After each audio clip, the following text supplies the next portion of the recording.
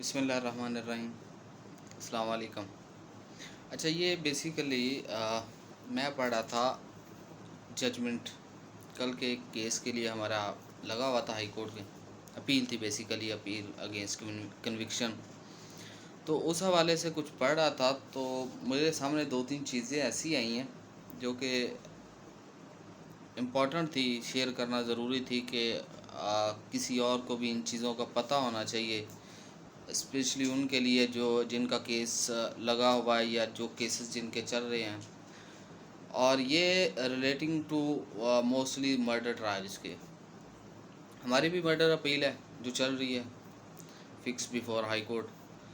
तो कल के उसकी तैयारी के हवाले से जब हम कर रहे थे तो जजमेंट्स हमने पढ़नी कुछ शुरू की।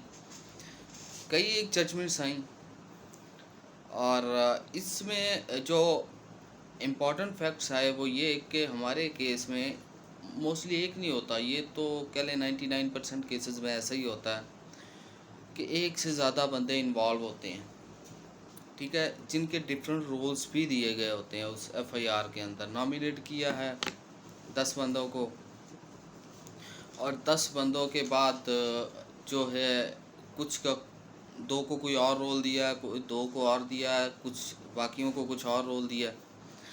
तो ये एफआईआर जो और ये जो जजमेंट्स हैं वो बेसिकली उनके लिए हैं जिनको अक्यूज़ का सिमिलर जो रोल हो। यानी ये ना हो कि कोई जो 109 सीआरपीसी में आया हुआ है या उसके ऊपर कोई और लगा हुआ है सेक्शन। फ़र्ज़ करें, एक एग्ज़ाम्पल लेते हैं इसी को जो जजमेंट्स है और जिसके हवाले से हम पढ़ रहे थे, मर्डर ट्रायल है। दो बंदों पे ऐसा रोल है कि उन्होंने फायर मारे हैं दो बंदों को और वो बंदे फैटल हो गए ऑन द स्पॉट। दोनों ने फायर मारे और फैटल हो गए, ठीक है, क्योंकि केसेस के फैक्ट्स तो वही हैं। एक एफआईआर के, एक केस के फैक्ट्स तो वही हैं कि इसने मारा, इसको मारा, या दूसरे ने मारा और इसको मारा, तो फैक्ट्स तो सेम रहेंगे। अब ये होता है कि कोर्ट्स डिटरमिन करती हैं कि ऐसी सूरत में अगर एक को अक्यूज़ जिसका रोल भी सेम हो, जिसका सर्कमस्टांसेस भी सेम हो, सेम सेट ऑफ एविडेंसेस भी हो, अपार्ट फ्रॉम अदर एविडेंसेस के वो कैसे हो डील करते हैं उन्हें लोअर कोर्ट्स, अब जो हाई अप्स कोर्ट्स हैं वो कैसे करती हैं, एपेक्स कोर्ट कह लें उसे। अच्छा, उसके असल क्वेश्चन ये आता कि अगर उनमें से same role, same acquisition, same जो उन पे फायर आर्म्स व्हाटसोएवर आ जाए, उनमें से अगर एक बंदा इक्विट हो जाए उन्हीं एविडेंसेस पे और उन्हीं मैटर्स पे, तो ऐसी सूरत में दूसरे अक्यूज़ को अगर उसे सज़ा हो जाती है और उसे life imprisonment, death sentence whatsoever जो भी हो जाता है, तो ऐसे बंदे के लिए जो एपेक्स कोड है उन्होंने कुछ चीज़ें डिटर्मन की हैं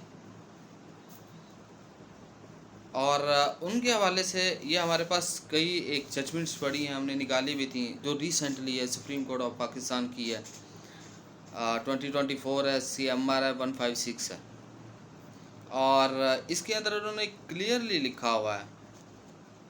और उसके बाद आ जाएँ ये 2024 PCRLJ 306 है, ये लाहौर हाई कोर्ट की है।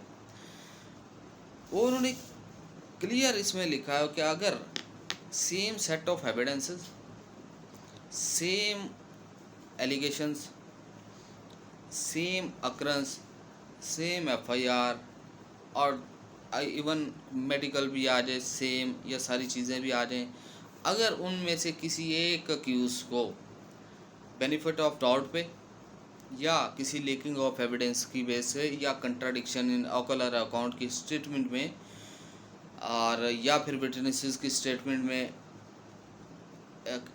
डिस्क्रिपेंसीज आती हैं, तो उसकी बेस पे अगर उसे रिलीज़ कर दिया जाता है, क्विट कर दिया जाता है, तो दूसरे अक्यूज़ का भी राइट वही है कि उसे भी यही किया जाए। क्यों कि फैक्ट्स, सर्कमस्टांसेस और जो असल में क्वेश्चन ये होता है कि ये ऐसा क्यों होता है कि एक अक्यूज़ जो है वो रिलीज़ हो जाता है, और इन केसेस में अक्सर देखा जाता है कि इनमें कुछ अक्यूज़ जो कि ट्रायल फेस कर लेते हैं, उनमें से एक आधा ट्रायल फेस कर लेता है, और कुछ जो ऐसे होते हैं जो एब्सकॉन्ड कर जाते हैं, जो जैसे मफरूर हो जाना, जिसे आम लफ्ज़ों में कहते हैं आप, मफरूरी में चले जाते हैं। ऐसी सूरत में उनका बाद में ट्रायल होता है, तो वो फिर बाद में उन्हें सज़ाएँ भी हो जाती हैं, मामलात भी हो जाते हैं, हर चीज़ हो जाती है। ऐसा ही केस हमारे यहाँ भी, जो हमारा भी पेंडिंग है, वो इसी तरह का है, को 5 साल की एब्सकॉन्डेंस है। इनमें भी यहाँ लिखा हुआ है कि abscondence is not a ground to conviction. किसी भी केस में चाहे एब्सकॉन्डिंग की ज़रूरत नहीं होती। एब्सकॉन्डेंस के बारे में रूल ये है कि हमारे यहाँ ये कल्चर है कि एक अगर अकरेंस होता है तो 5 से 10 बंदों को नॉमिनेट करना ही करना है। जो भी आता है, जैसे भी आता है, उसे करते जाओ। ऐसे में वो गिल्टी हो या ना हो, ये नेचुरल फैक्ट है कि उसने मफरूर होना है ड्यूरिंग दिस एब्सकॉन्डेंस।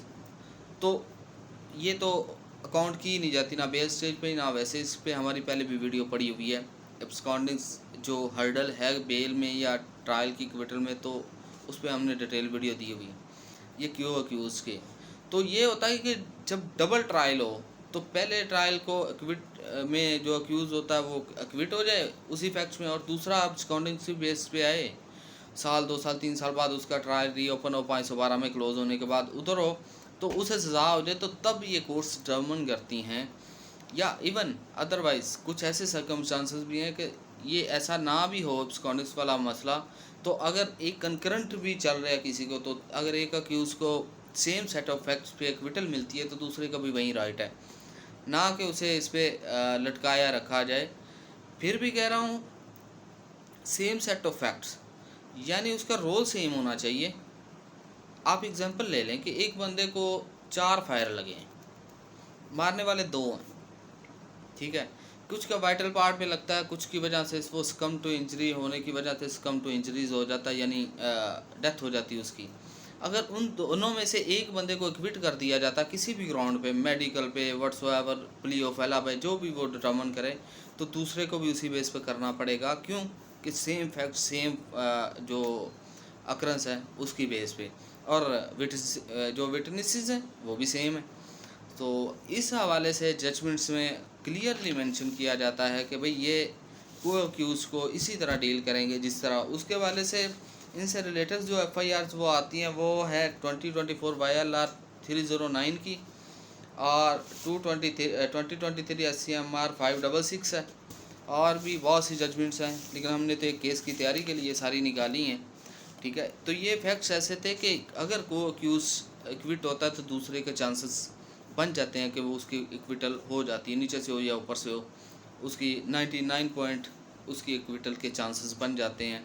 कोर्ट्स यही डिटर्मिन करती हैं, अनलेस अदरवाइज़ के बहुत ही कोई स्ट्रॉन्ग उसके लिए कन्विक्शन के लिए कोई ग्राउंड हो, तो 1% में वही बच जाता है, कन्विक्शन रहती है स्टैंड, अदरवाइज़ वो एक्विटल हो जाती है। तो अब तक जो अभी हमारे लिए यही है। इंशाल्लाह नेक्स्ट फिर किसी टॉपिक के लिए हाज़िर होंगे। अल्लाह हाफ़िज़।